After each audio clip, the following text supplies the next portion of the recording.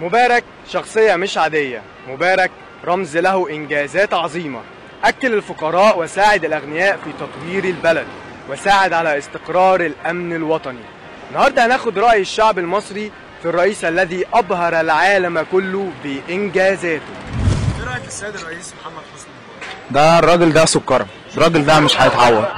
حبيبي طبعا، كله زي الفل، وما اعرفش يمشوا لي الدنيا حلوه وعرفت يمشوا لي. الراجل زي الفل اساسا، بس هو اصلا يعني الثوره اصلا عمل فينا كده، الناس الصور، الناس التحرير ده، الناس اصلا اللي يعملوا كده اساسا ازاي يعني؟ قلتها هو الرئيس، هو لغايه دلوقتي هو الرئيس بتاعنا. الثوره بقى والكلام والناس بتوع التحرير والناس كل ده كلام فاكر. والله السيد الرئيس محمد حسني مبارك الثوره دي اللي قامت دي ظلمته جدا. هو راجل يعني كان شغال بضمير وعيشنا ايام يعني حرب وسلام زي ما بيقولوا. في موقف قبل كده طبعا احنا كنا قاعدين في رحله زينهم، فاتشالنا رحنا النهضه، والحمد لله النهضه جميله برده كويسه والحمد لله، والايجار 3 جنيه حلو رضا، بس من بعد الثوره مش عارفين ندفعها.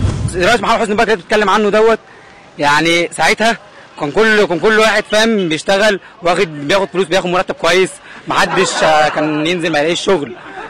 كنا في بلد فيها امن، ننزل الساعه 4 الفجر عادي، تقعد مع صحابك، تقعد مع بنات في اي حته عادي، محدش يكلمك. فيعني محمد حسني مبارك كان راجل زي الفل. ايه مشوا ليه فهمني. لا ما لهمش حق، لا ما كانش لهم حق طبعا. كان صبروا عليه شويه 30 سنه كمان طبعا، وكان هيكمل كمان، يعني كان هيكمل، وكنا لسه هنشوف انجازات اكتر من كده، بس مفيش نصيب ليه ومش هيتعوض ايامه تاني. هو لغايه دلوقتي الرئيس، هو بس بيرتاح شويه وجاي تاني.